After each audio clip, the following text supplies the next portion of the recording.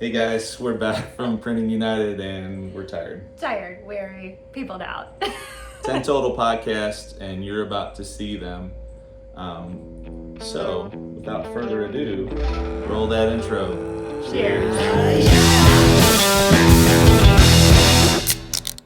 We're about to hop into that episode, but first we want to talk about our sponsors. Without these sponsors, our podcast wouldn't be possible. So, first up is Monarch Color, our favorite ink ever. Yep. We talk about it all the time.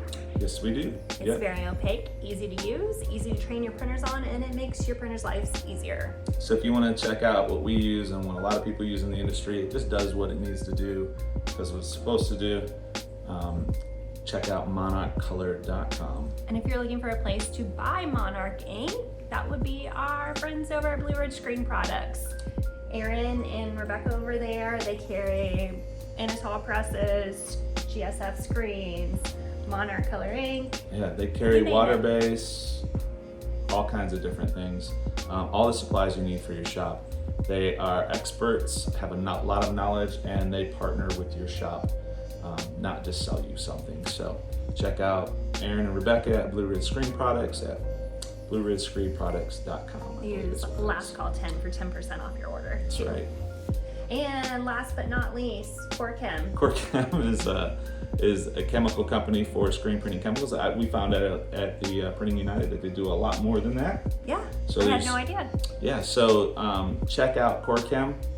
And those are some really fun guys to hang with. Really fun guys to hang with. So call Barry, call Jason. They'll help you out with all your screen printing chemical needs. And last but not least, again, PMI tape, our favorite tape in the industry. It is great for doing what it's supposed to do, holding in place throughout your print runs without any leakage or sticky residue after. That's right. So get some PMI tape. It's tape for screen printers. And now on to the episode. Well, hey guys, I'm Christy Schellenberger. I'm Jeremy. And Ray. This is Last Call for Plastisol, live from Printing United in Atlanta. And today we have Chris from Elite Sports. Yes. Forgot his last name. Chris Daniel. Chris Daniel. Chris. I'm looking at everyone's name tag. I'm like, hey, what's up, Brant?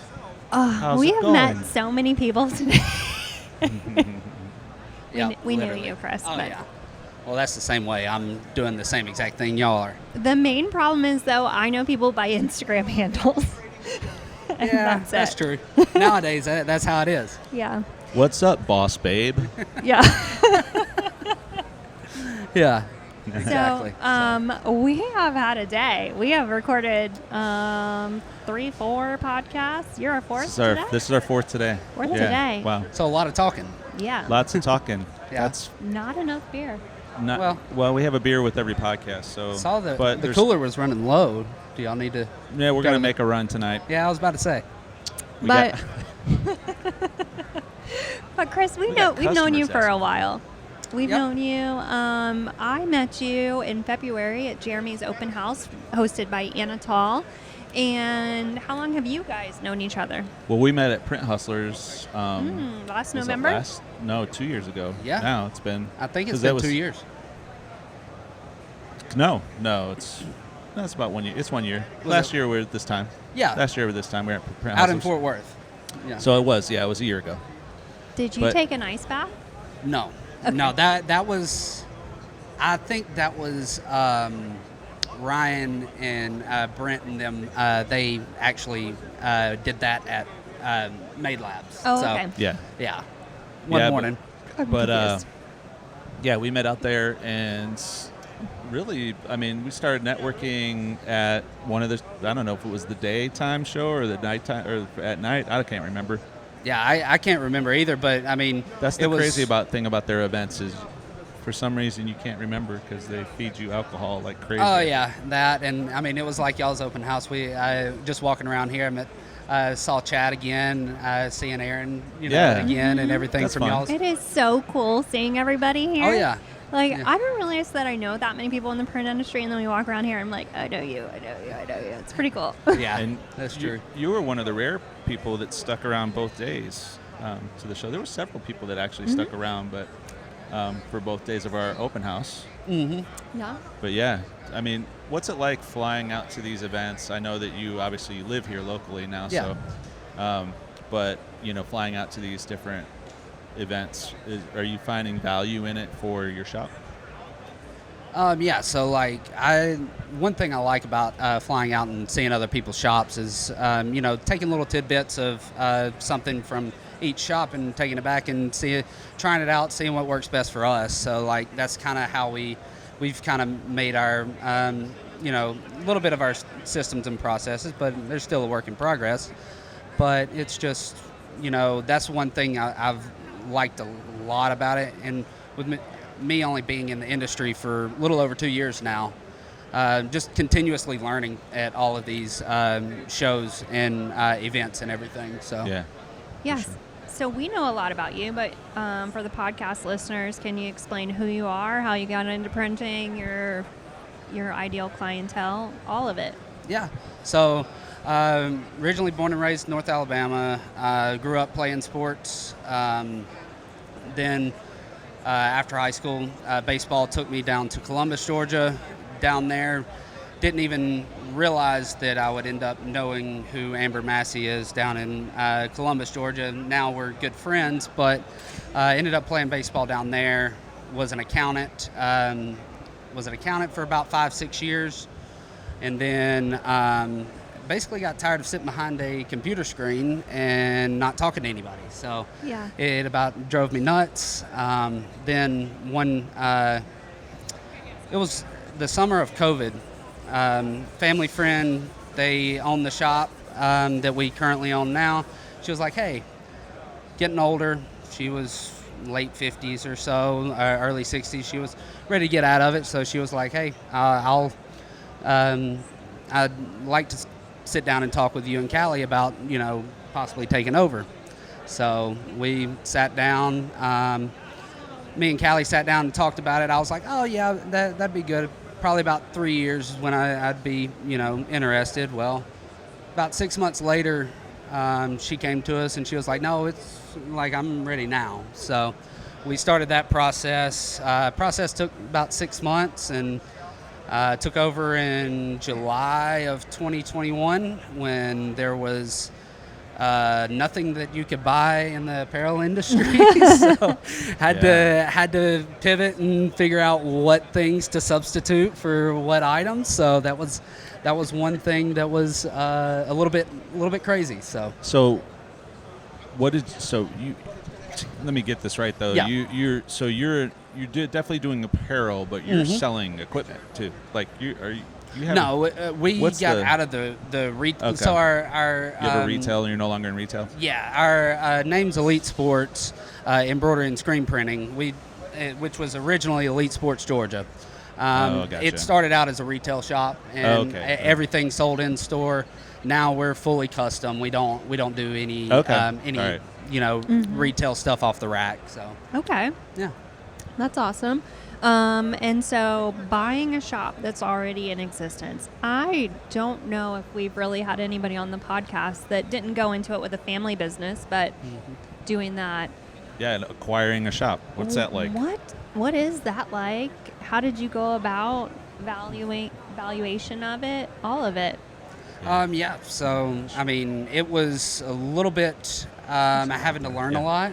So learning as we were going along, trying to value, customers, relationships, stuff like that, and having to put an actual dollar value on that is very hard, especially when we were actually applying for a loan through a bank. And during COVID, none of the banks wanted to lend money anyways, so we found a small credit union. So that was basically how we were able to find that financing and everything. But valuing it, basically we took the assets and everything that were in the business and then kind of did an evaluation off of multiples and stuff like that. So Okay. yeah.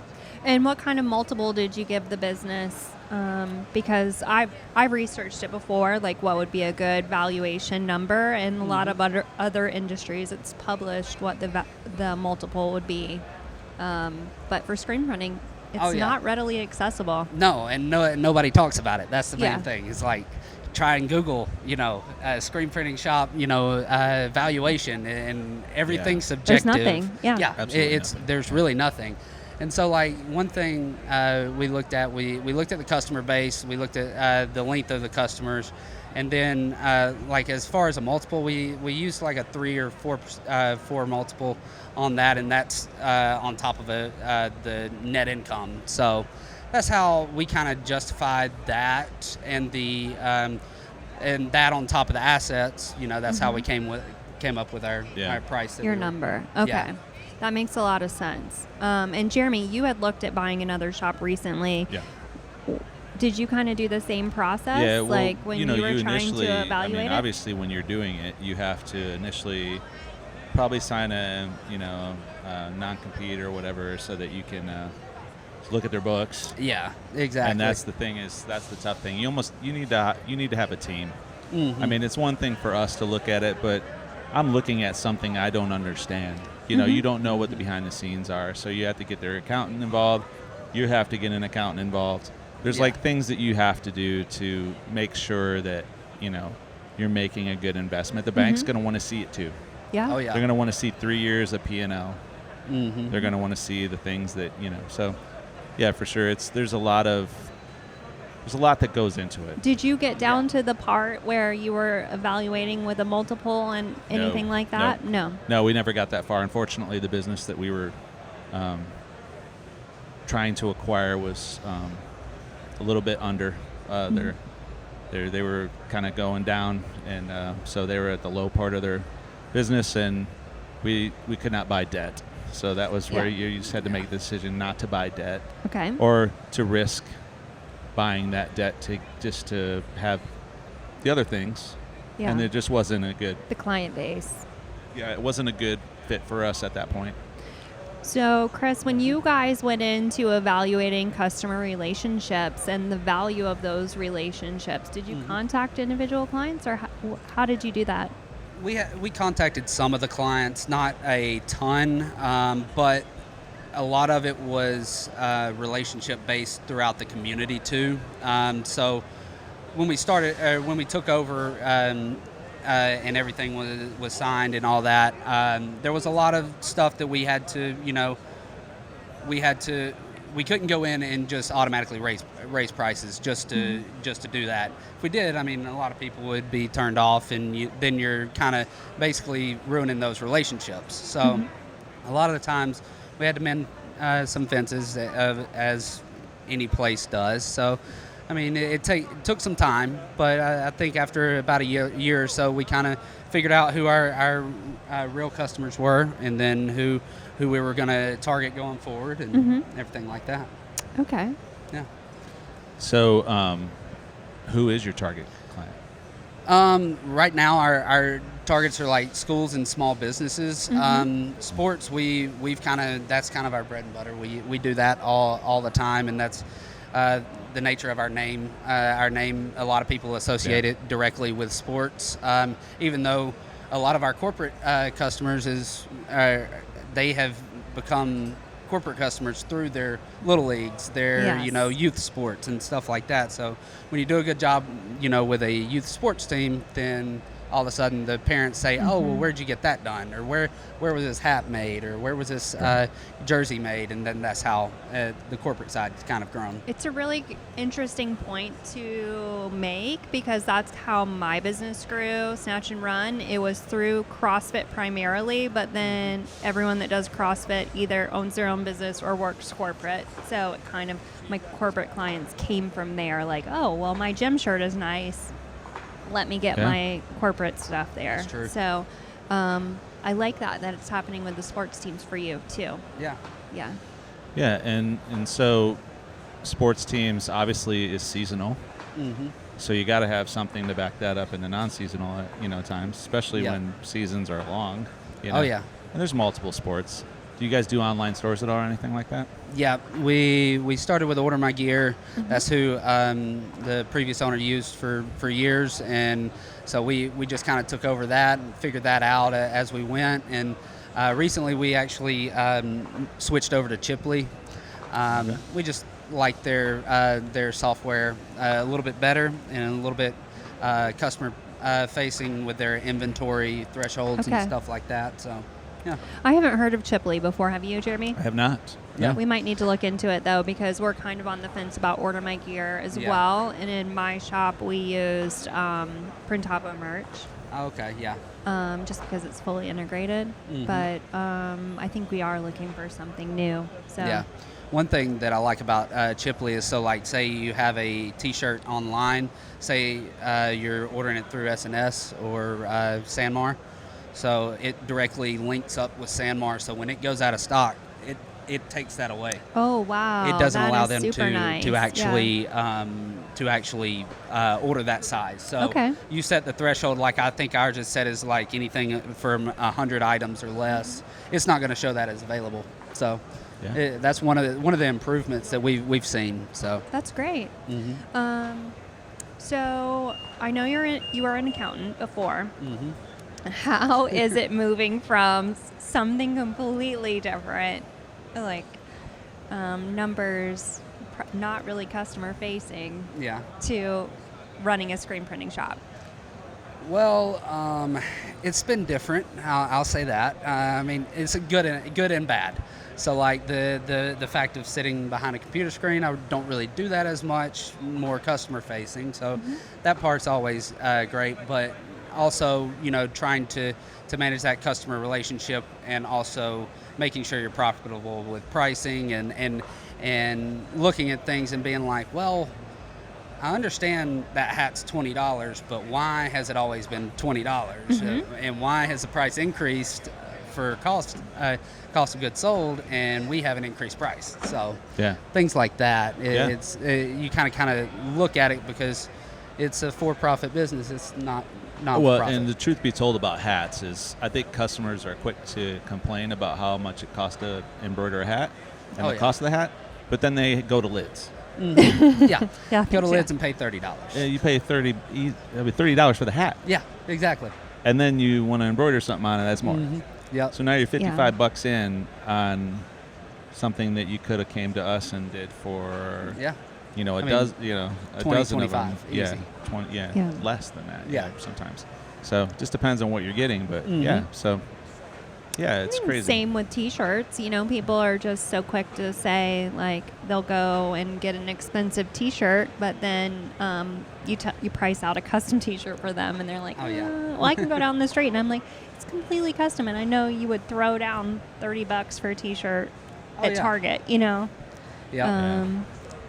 It's a really interesting dynamic with customers. Yeah, as far trying as to that. be, competitive, but then you've got to make sure that you're still making a profit at the same time.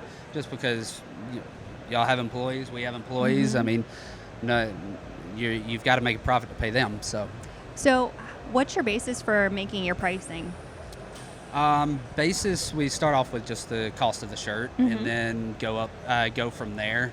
Normally, we try and look at the cost of the garment, and then what are we wanting to make off the garment, and then how much does it cost to actually produce the garment. So we're using percentages off of that. I liked Bruce and Steven's podcast, their recent one on contribution It was margin. great. That was, it blew my mind, but also I was like, wow, I kind of am already doing that, but just the dumb way of doing it manually. So it's kind of. If you guys have not listened to that particular podcast on Print Hustlers, it is like the most basic way to learn if you're making money as a shop or not. I have a finance degree, and I thought the same thing. Like, why have I been overcomplicating this for so long? Like, it's a great starting point for pricing. Well, and just knowing how much it costs to run your shop a little bit too. So. Yeah, I think it's important to say that, we do have a podcast. Yeah. And we mention other people's podcasts on here, and we're buddies We love with them. everybody. We're buddies with them all. So I think what's cool is they're happy for us, and we're happy for them, and that's the same way we want to treat printers as well. Yeah, So, I think the more resources there are in this industry, the better, and more people for shops to reach out to, because we all don't know it all. yeah. So since we just had Lucas on from Graphic Source, and me and you talked a little bit. What are you guys doing currently for your art service or anything like that? Are you doing all your artwork yourself?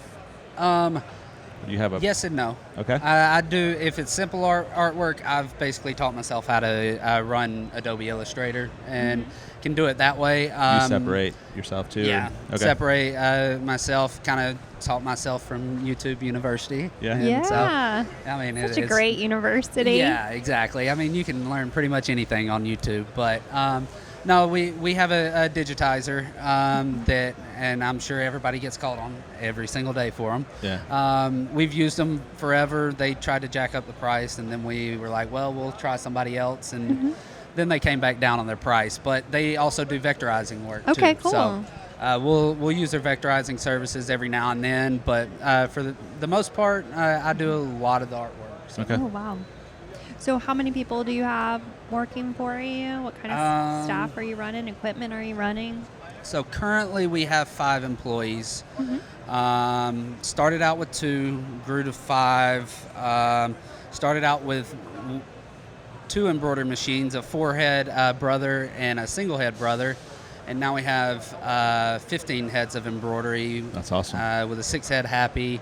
And then just recently, probably about 10 months ago, we brought in screen printing.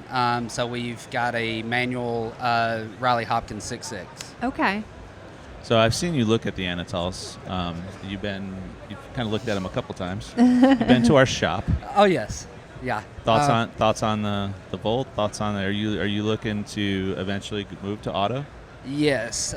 So if you were to ask my wife when we first started talking about the screen printing, and then even now, she would have said, just go ahead and do automatic. And I would have to agree with her. Yeah. But there was a lot of things that I was wanting to learn, before just jumping head first. But she swears up and down. And there was one night where I said, yeah, you were right. Yeah, you start to Should get have. tired, right? Yeah. So that's really interesting. And not a lot of screen printers are probably as level-headed as you seem to be about this, because a lot of us get to that pain point and we are like, F it, let's go. Yeah. Let's get the auto. So what do you want to put in place before you put that auto into your shop? Get more systematized on the not so much even systematized, just get more SOPs in place for the pre-press, because I know that ultimately leads into what's on press. If you mess up something in the pre-press, it's going to look like crap on the press. That's right. Yeah. Because it's just like the print that it's printing right now on the Anatol. I mean, that's one sick design that Jackson drew, and that's Shout that's out wild Jackson. to me that Jackson's over there drawing that artwork. So Isn't that crazy? I wish I Santa could draw Cruz. like that. Yeah. to be Yeah. honest. Jackson, can you throw us one of those shirts when they're done? Yeah. We'll show everybody on the podcast. This design is insane. This thing's sick. How's it going, bud? Yeah, look at this, guys. And we're going to put it on the podcast Instagram, but this design is just crazy. So rad. Very cool. Good job, Jackson. Is it going all right? Yeah. Good. All right. But yeah. Yeah, I've never screen printed anything like that before. Oh, I know. Well, trying to do that on a 6.6, that would be torture. Yeah. So I found out a new thing for me is I didn't think I was easily distracted. And there's just a lot of things that distract me here. Oh, yeah. Doing these shows, I'm Yeah. like what? Just Whoa, people hey. walking around. Well, so what's cool is we see our homies. You came to hang out with us, but like Heart and Hustle was here. They're, I think they're out of Atlanta as well. Farmhouse Apparel. Farmhouse shows up, and so now they're all hanging out. We got customers coming and getting free beers from us. So And we're then always looking for what's up, guys. Oh, we got more people. Frank. Hi. Frank, what's up, brother? Well, let's talk. Where you at? You just Oh, you Okay. don't. We got AS Color here in the house. You guys want to pop in and say want to hello come on the podcast? Come back here. Yeah, come back here. Everybody squeeze in a second. We got AS Color. You doing all right? What's up? What's going on? How you guys doing? How's it going, man? How you Great doing? to see you. Hey, it's Rick from AS Color. We love you guys. Hi. Bye. Hey, let's hang out for a little bit. Let's talk a little bit later. Something. I'll text you or something. Call you. All right, brother. We Okay. got dinner plans tonight, but maybe tomorrow or something. You gonna be around a couple days? Hit me up for a beer before dinner. Yes, sir. Awesome. Sounds good. Thanks, Rick. Thanks, Rick. Bye. Awesome. Well, Yeah, look at like, that. Just like that. This show. See, is that's what so I'm saying. cool. Distractions. Yeah. Right. But that's Let me good. tell you. Those are freaking good distractions. I love it. Jeremy, I've been like just talking, and he's like, "I'm gonna get in some questions," and I'm like, "I don't know." You just keep looking around. I'm lost. That's the thing is, like, I'm almost like, oh, hey, what's that? Oh, what'd you say? You know, like, Yeah, and you're stimulation in my ear, overload here. So, like, it's stimulation Like overload. old squirrel. Yeah. And and my kid's over there printing a sick design, but I want him to succeed, and Mhm. so there's He a is. He's lot of kicking things some going ass. on, you know. Kicking some ass here. So yeah, so Yep. But this place, have you been to a trade show before like this? This is the first one. Really? Yeah. So You need to come to ISS in January. that's what I've heard. Yeah. I've heard that's a fun It time. is Oh my gosh. amazing. Mhm. yeah. And it's a lot of fun. All the after Well, parties so are just super think fun. about Print Hustlers and all of those types of things. Yeah. You get your buddies from all that, but it's just every freaking night there's something going on there. See, like, I mean, that's it's cool. It's a place to be, Mhm. and I mean, it's not just a party place to be either. I mean, we went to like where surfing was born, I guess, the beach Oh, that really? where the World Surfing Hall of Fame is. Oh, I That's have cool. no You You idea. know, all the California beaches there and stuff. Mhm. So Muscle Beach is not far. There's some really cool. Dude, we're on a boat listening to Everclear sing Santa Monica, like Wow. on a. The Rock, yeah. We're, I don't know if we're allowed to say that. we're not here. allowed to say that. It was another competing company. Got it for the sun again. Big boat. Yeah. It was a big boat. Big boat. And so, anyways, we're listening to Everclear sing Santa Monica, and I'm like, and we're like right near Santa Monica. I'm like, this is pretty cool. Yeah. Exactly. You're Cool kind of. so- moments. This industry is just There's so just cool. cool stuff like that. Yeah. There's in the industry, and to see our friends, see Yeah. Rick from AS Color. Mhm. Come on, like everybody knows AS Color is like the ultimate blank to print on, and that's I'm not paid by them. I think everybody knows it. So, but Team Gildan. we use Gildan too. Fun fact, I actually just met Rick a few minutes ago for the first time because at the open house, he was supposed to be Yes. there at the open house, but Yes, he was sick. He was Yeah. very So- sick that day. So Yeah. cool, man. Print homies. That's what I said. We see our print homies. Print That's homies it. walk by. Homies. I feel like we should call it. You know what, guys? Cheers to our print homies. I feel like we should Cheers. pour one out to them. Pour one on the curb for our print homies. But so, are y'all going to Print Hustlers this year? Oh, look at that. I am not actually. I Okay. am not going to Print Hustlers because I am turning 40 that weekend. Well, here's the thing. Everyone that's at Print Hustlers was at Water Base Camp, Ah, and I went to Water Base Camp. so yeah, So I just saw Print Hustlers. that's true. Yeah. So And- and I'm okay with that. That's true. We've had a very Yeah. busy month too. Last week I was at in Michigan for Gildan, and then we're here all week. And you know what? We were some- at ISS in Chicago. Yeah. I mean, there was a Yeah. lot of At things. some or not point, ISS, we need to SS and sell Actwear. shirts. Yeah, that's the That's goal. the thing, yeah. Yeah, That's the goal. I hired her to sell shirts. Right? I'm here talking and drinking beer and Oh, pouring yeah. out for my My homies. business coach is going, what does she do? Yeah. I'm Yeah. kidding. I'm totally kidding. Totally joking. No, Yeah. it's good. It's our sales is going really well. So yeah, we're excited. That's awesome. Yeah. So how about you? So your size, what do you consider yourself? You said you had 5 employees. Yeah. Mhm. You That's a consider good yourself size like shop. it's a great size shop. Yeah. Are you like? Do you have like big plans for Elite Sports and screen printing and embroidery, or do you have? Are you just taking it one day at a time? I would say right now, taking it one day at a time. But we have a 5-year goal. When we took over, we signed a 5-year lease, so kind of set a 3 and 5 year goal. Our 3-year goal was to bring in screen printing, and we did that in 2 years. So Awesome. now okay. we're See a working need, on fill the, a need. yeah, working on the 5-year goal, and that's going to probably be more space, which is always hard to find, especially where we are. Let me It's- tell you. Well, let's just talk about that for a second. Yeah. So, what's your ideal size of space right now? I would say right now we're at about 3,200 square feet. I would like to be anywhere from the 6,000 to 8,000 range. Okay. That would give us enough room to grow, but it wouldn't be too large where we Fair enough. couldn't fill. So if you guys do that, though, you're prepared to move again.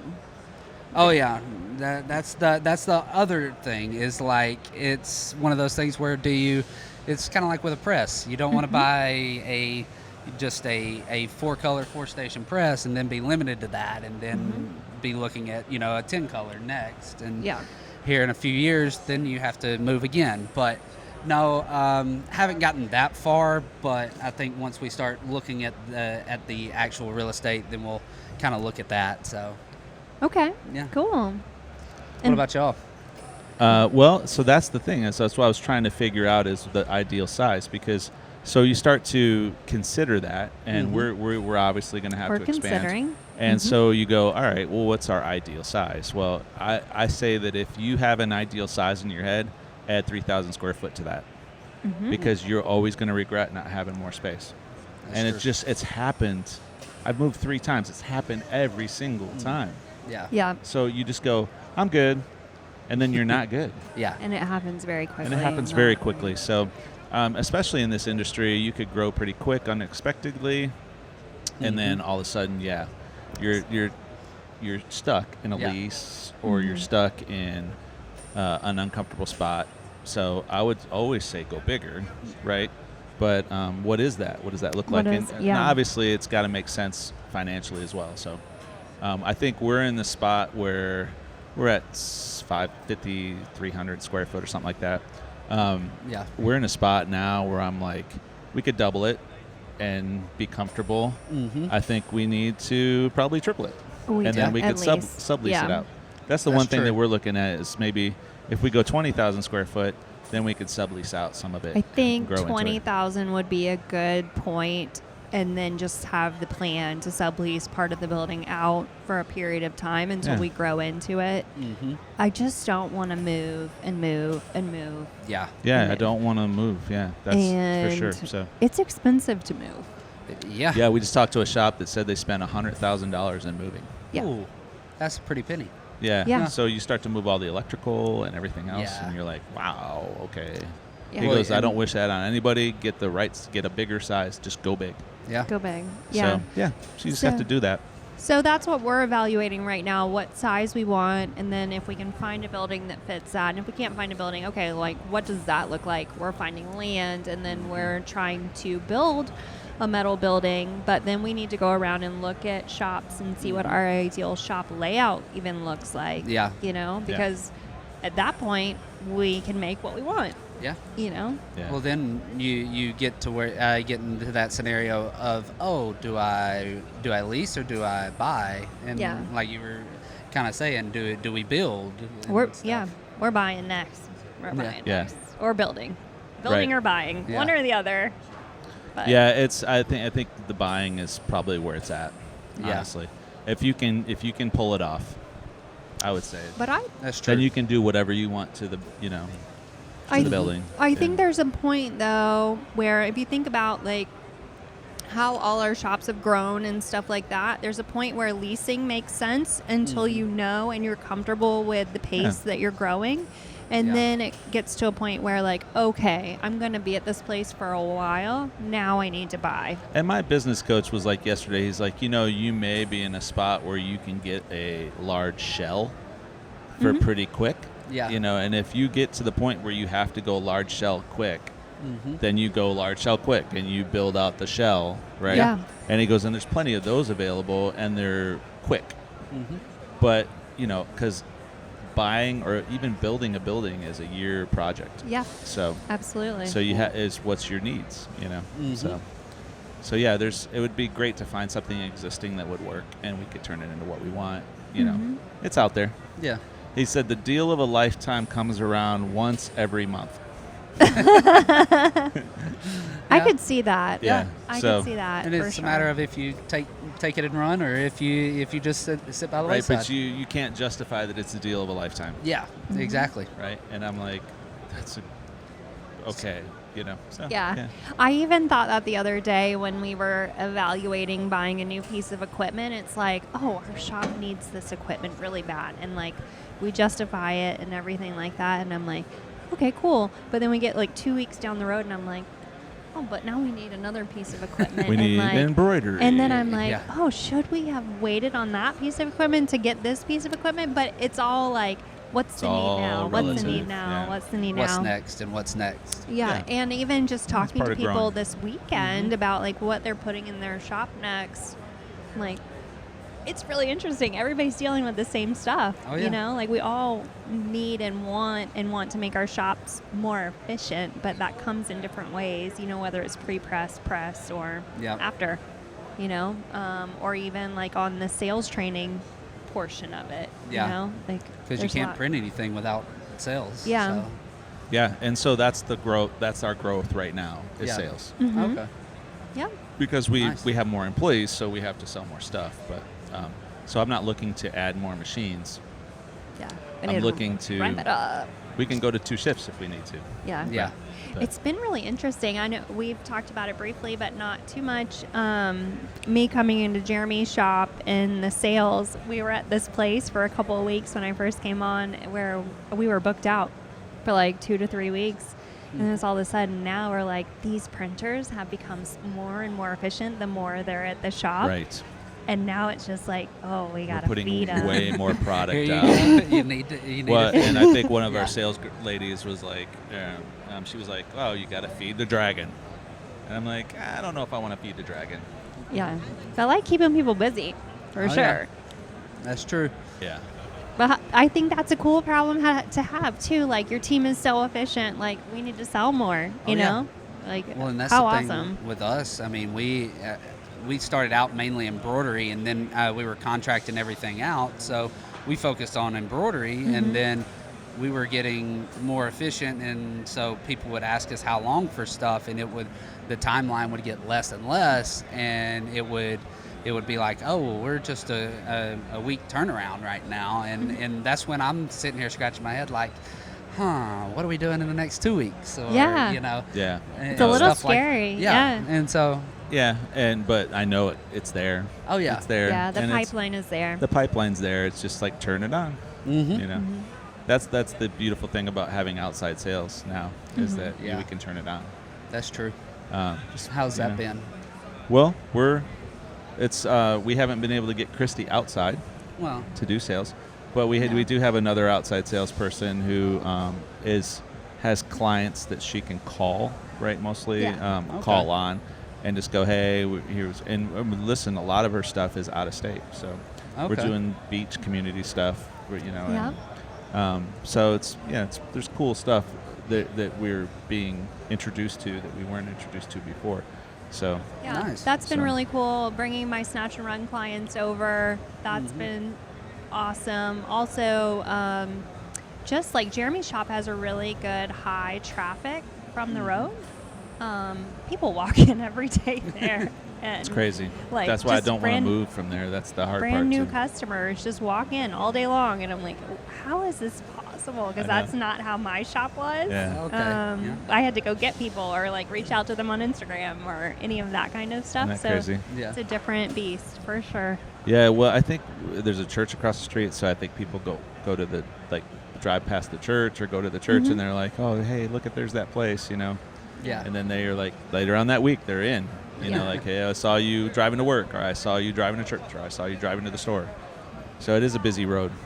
So. Yeah. Yeah, that's how we kind of our shop is. It's not direct on the road. We're in a strip mall right behind a bank, but I mean it's a very high trafficked area, and we've got a Mexican restaurant next door, a Japanese noodle house next door. So a lot of people going to eat, and Yeah, so I'd be going to eat. yeah, it's nope. Tomorrow's Taco Thursday. Okay. So, Taco yeah. Thursday. This is a new thing. So we normally eat tacos on Thursday.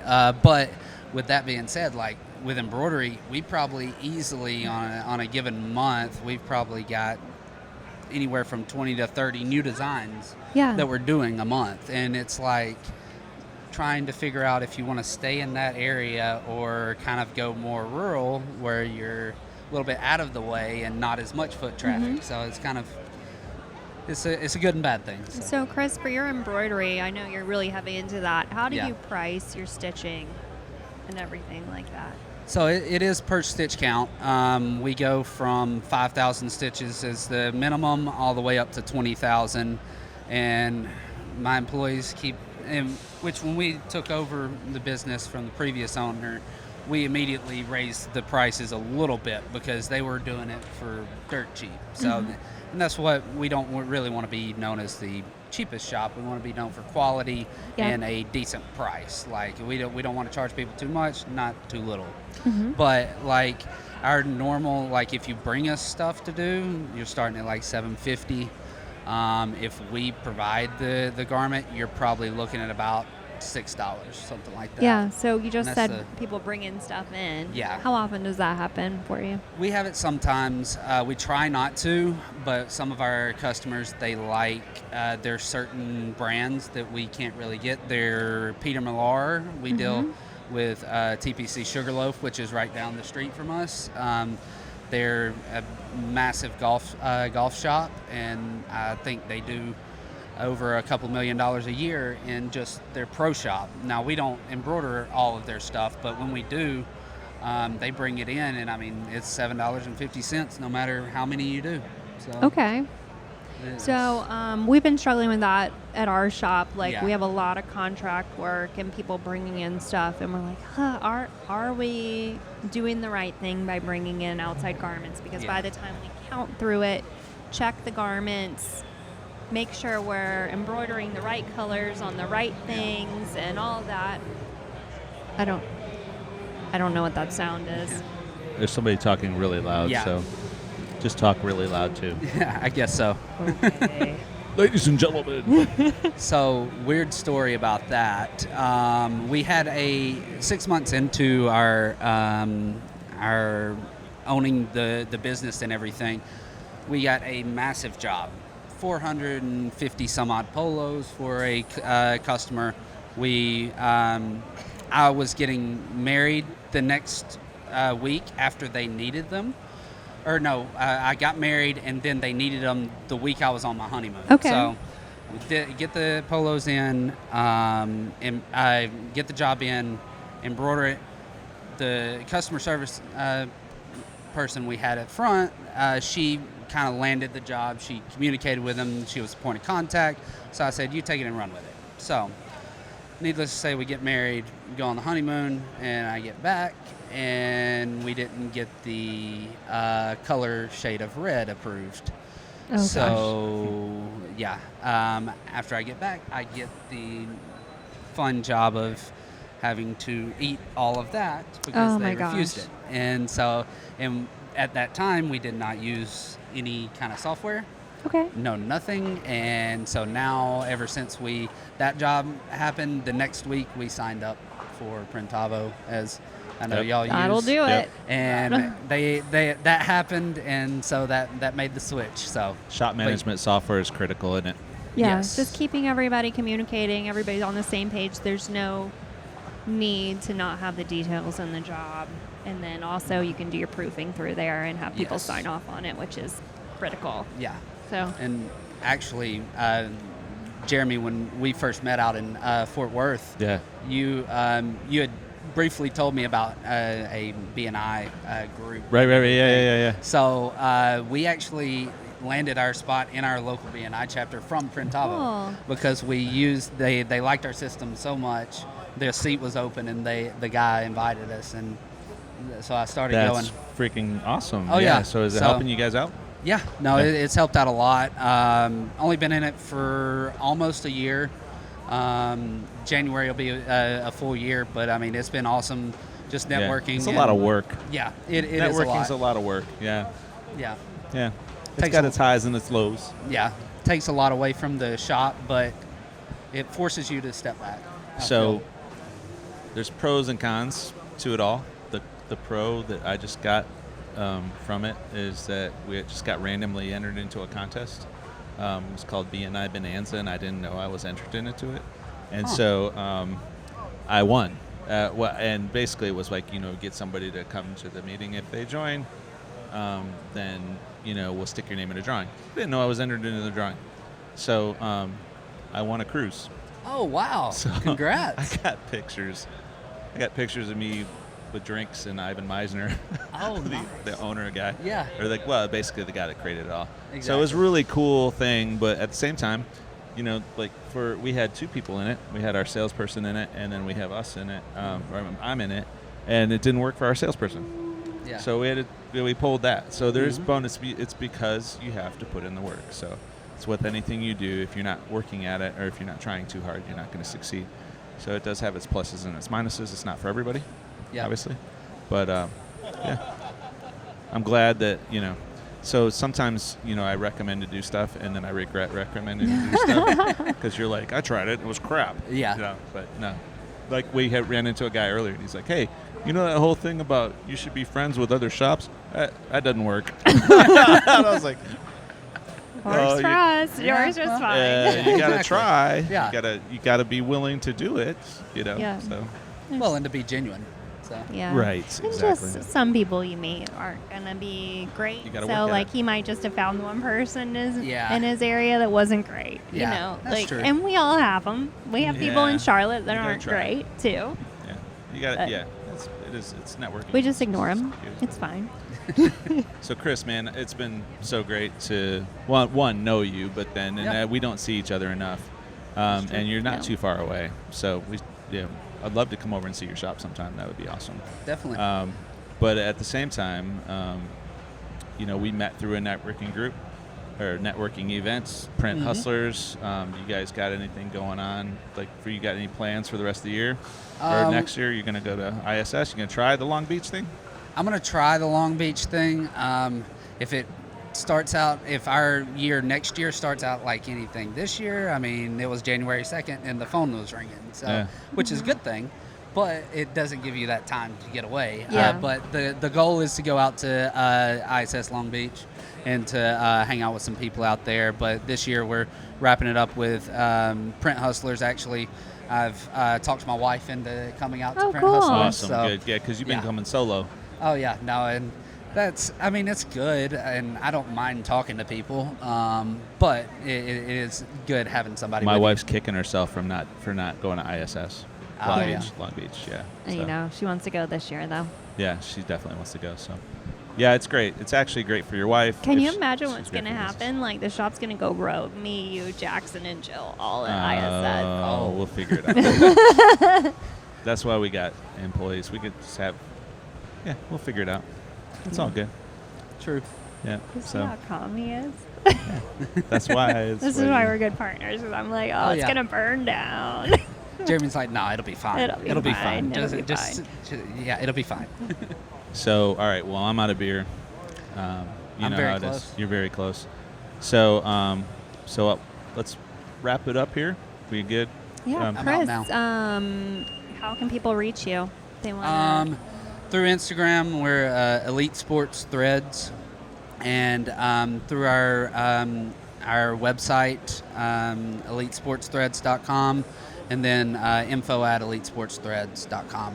So, yeah. Awesome. Well, great. Thanks, brother, for coming and joining us. You came out of your way. Well, you didn't come out of your way, but you came out of your way today. You spent some time with us, and thank you for that. Yeah, not a problem. absolutely. So- It was great to see you. Yeah, Thanks for having me. being on the show. Thanks, guys. Cheers. Cheers. Yeah.